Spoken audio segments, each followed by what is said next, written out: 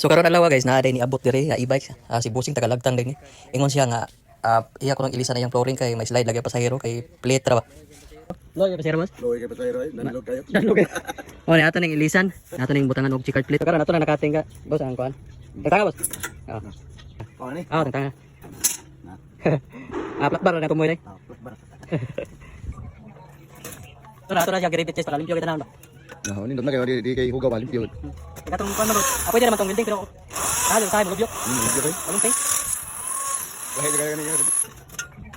Dapat akong rebate ito gamit na diligay siya. Likon siya ba?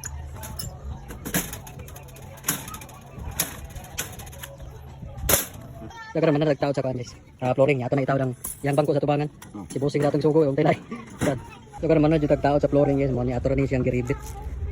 Pero dag ko nga ribit ang atong gigamit para likon siya. Nindot na kayo. Kaysa atong plane nga, makuha na to, may slide.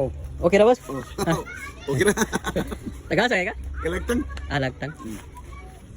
Doon ra day. May ka kay makalas lahos ka? Nawas mo ta. Ngita mo tarong nga mo trabaho. Sige tagbalik ang bati ka nun, nabati ka agin atong dugang sakit. Bitaw. May pag-edit so na lang sa kuan. Kay kaos ra ko ba? Mura sa bigas tindahan. Mag-una tanan. Ang kanila na tubangan.